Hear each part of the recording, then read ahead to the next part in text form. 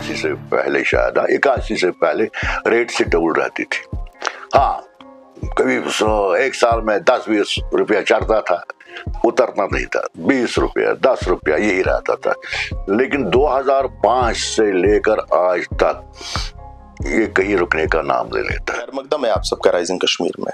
सोने की कीमतें आसमान छू रही हैं, जहां 1 ग्राम की कीमत 10,000 रुपये बताई जा रही है, वही 10 ग्राम की कीमत 24 कैरेट की 1 लाख रुपए तक पहुंची है। इस ज़मन में हमारे साथ बात करने के लिए मौजूद है गोल्ड एसोसिएशन के प्रेसिडेंट बशीर अहमद रथिर साहब, जिनसे हम जानने की कोशिश करेंगे कि सोने की कीमतों में जो इजाफा देखने को मिल रहा है, ये इजाफा क्यों हमें देखने को इस टाइम पे मिल रहा है, और जो है क्या इसमें कटौती हमें देखने को मिलेगी। बहुत बहुत शुक्रिया आपका राइजिंग कश्मीर से बात करने के लिए। आपसे जानना चाहते हैं कि जो हमें अभी सोने की कीमतों में इजाफा देखने को मिल रहा है, इससे मार्केट में कितना फर्क पड़ गया? जितना जितना सोने के कीमत में इजाफा हो रहा है, उतना उतना हमारा काम नीचे जा रहा है। ये जाहिर सी बात है, अगर सोने की कीमत नीचे आएंगे हमारा काम भी बढ़ जाएगा। लेकिन इससे एक काम खत्म हो रहा है। दूसरी ये है कि लोग इसी ताक में बैठे हैं कि सोने का भाव कब उतरेगा, तब हम मार्केट में शॉपिंग करने के निकलेंगे। क्योंकि हमारे पास 2 किस्म के काम है, 2 part of business, 1 is selling and 2nd is buying. ये दोनों काम ठप है। हम पुराना सोना कस्टमर हम देते हैं, उसको प्योरीफाई करके फिर नए जेवरात में तब्दील करते हैं। दोनों साइड का काम इसको बिल्कुल खामोश है। कोई कस्टमर ऐसा कुछ नहीं निकलता है कि सोने की खरीदारी करे कि सोना बहुत चढ़ गया। इसमें सोचा भी पड़ गया था पिछले दिनों में सोशल मीडिया के जरिए कि सोने की कीमत में बहुत गिरावट आएगी। इवन की उन्होंने परसेंटेज भी निकाली थी, 56% सोने की रेट डाउन हो जाएगी। उसमें अगर किसी के पास कुछ सोना होगा, कुछ कस्टमर घबरा गए, उन्होंने वो सोना बेचा, लेकिन चंद घंटों के बाद, चंद दिनों के बाद वो फिर सोने के भाव ऊपर आ रहे हैं कि उनकी जो भविष्यवाणी थी कि सोने के ग्राम को उतरेगा, सोने को वो उतरेगा, वो आज तक साबित नहीं हुई, बल्कि सोने का भाव आसमान को छूते जा रहे। हफ्ते में रोज 100, 150, 200 ग्राम सोना ग्राम चढ़ता है इस हफ्ते में। पिछले हफ्ता आप मुताला करें, 92 ग्राम था, 92 रुपीज पर ग्राम था 24 कैरेट, 82 था वो अपना 22 कैरेट। आज यही सोना 24 कैरेट जो है 10,126 रुपये दिल्ली में ही है। अगर अब ये सोना दिल्ली से आएगा, इसमें तो कह रहे चढ़ेगी, बहुत कुछ चढ़ेगा। यहाँ सोने का भाव 10,200 से ज्यादा ही है, लेकिन यहाँ अभी तक किसी के पास ये कोई हामी नहीं भरता, कोई व्यापारी कि सोना है नहीं, उनके पास सोना आता ही नहीं है। कस्टमर जो पुराना सोना बेचते थे उसको प्योरीफाई करके मार्केट में थोड़ा थोड़ा लेते थे, वो भी नहीं आ रहा है। बहुत फर्क पड़ गया, काम में बहुत फर्क पड़ गया। अगर अभी की हम बात करें तो शादियों के सीजन के लिए लोग सोना खरीदने के लिए आते हैं, तो उनका जो वहां से रिप्लाई होता है क्या रहता है? देखिए, सोना तो यहाँ एक हमारे कश्मीर के लिए मुझे लगता है कि लाइफ सेविंग ड्रग है। सोना जरूरी पहनना, एक बच्ची को एक सिक्योरिटी के तौर पर देते हैं। कल को उसको कोई जमीन का टुकड़ा मत खरीदना हो या कोई बिजनेस को बढ़ाना हो, तो उस वक्त वो सोना बेचकर अपना जरूरत को पूरी करते हैं। सोना यही फर्क पड़ेगा, अगर कोई सोना 100 ग्राम लेता है वो ज्यादा से 40 लेगा, 50 लेगा, 60 लेगा, लेना तो है उसमें। फर्क जो पड़ता है वो दुकानदार को पड़ता है कि जहां 100 ग्राम की लेबर है वहां उसको 40 ग्राम की मिलेगी। उसको तो वैल्यू बराबर मिल गया घर में, 40 ले वो 100 के बराबर हो जाएगा, 100 ले 40 के बराबर होता है।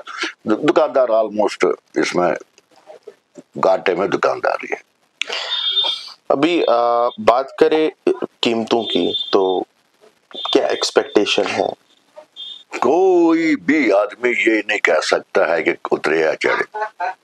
देखिए, हमारे हिंदुस्तान की करेंसी नहीं है, ये इंटरनेशनल मार्केट की करेंसी है। जहां तक तजुर्बे का ताल्लुक है, अगर सोचा जाए गहराई से, मुझे लगता है कोई मुल्क अपने करेंसी को डाउन कर ले। 100-200 उधर ऊपर नीचे आ सकता है, लेकिन इतना मुश्किल जो उन्होंने भविष्यवाणी की थी कि 56% गिरेगा, मुझे नहीं लगता है। लेकिन ये भी हम नहीं कह सकते उतरेगा कि नहीं चढ़ेगा, इस बारे में वही जाने जिनके पास ये करेंसी है, जिस मुल्क के पास, वो कर सकता। हमें इसमें कोई नॉलेज ना, हम गाहकों को कह सकते, ना उतरने को कहेंगे हम, ना चढ़ने को कहेंगे। क्या कभी ऐसी कीमतें हमें देखने को मिली थी जो आज हमें देखने को मिल रही है? मैं कहूँगा कि 82 से पहले, 81 से पहले, शायद 81 से पहले रेट से डबल रहती थी। हाँ, कभी एक साल में 10-20 रुपया चढ़ता था, उतरना नहीं था, 20 रुपया 10 रुपया यही रहता था। लेकिन 2005 से लेकर आज तक ये कहीं रुकने का नाम ले लेता है। क्योंकि मैं अगर कहूँ आपसे कि 2006-5-6 की बात करूँ, 6 लाख में 1 केजी आता था। आज के हिसाब से यही केजी आपको अगर 10,000 रुपये ग्राम का 1 करोड़ का आता। अब देखो कितना चढ़ गया, तो कितना उतर सकेगा, मुश्किल लगता है, ये मेरी जाती राय है। हाँ उतरेगा, ये मैंने एक पॉलिसी रखी है कि कभी कभार अगर आज 10,000 रुपये आपको ग्राम मिलेगा 24 कैरेट, कल ये 100-200 रुपये उतर भी सकता है। लेकिन तीसरे दिन हमें ये देखने को मिलता है 400 बढ़ गया। ये 200 उतारने के उतर गया, दूसरे दिन तीसरे दिन 400-500 बढ़ता है, फिर 100 उतारता है, फिर 200-300 बढ़ता है। आखिर में हम आपसे जानना चाहते हैं कि लोगों की एक शिकायत है कि हमें कहीं पे जो है पाउंड एक कीमत में पड़ता है, हमें वही कॉइन या वो बिस्किट हो, इसमें जो है फर्क क्या है? ये कहीं पे एक कीमत में और कहीं पे दूसरी कीमत में कैसे पड़ता है? फर्क ये है कि जो जेवर है, ये गवर्नमेंट ऑफ इंडिया ने एक कानून लागू किया है कि एक महकमा इसके लिए रखा है, BIS, जो ब्यूरो इंडिया स्टैंडर्ड जो है, उनने हमारे ऊपर हॉलमार्क का मैंडेटरी रखा है।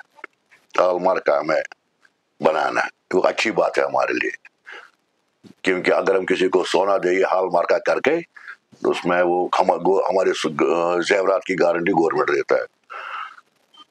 उसमें उन्होंने ये रखा है ला कि एक आप 916 का होता है हॉलमार्क, उसमें 6 डिजिट का नंबर होता है, वो आप अपने ऐप पर भी देख सकते हैं ये क्या कैरेट है, किस हॉलमार्क का सन से निकला है, किस दुकानदार ने बेचा है। तो एक है उन्होंने कुछ ऐसा रखा है, 20 कैरेट भी रखा है, 18 कैरेट रखा है, और 14 का जहां तक ताल्लुक है वो कश्मीर में नहीं बनता है, कि वो बहुत लो क्वालिटी का होता है, या ऑलमोस्ट 18 चलता है। कुछ लोग 22 भी लेते हैं। कुछ नहीं उन्होंने करना है, ये दुकान ये गाहक ने खुद देखना है कि गवर्नमेंट है रखा है हमारे पास शेड्यूल, भाई अगर आप 22 कैरेट का रेट बेचोगे,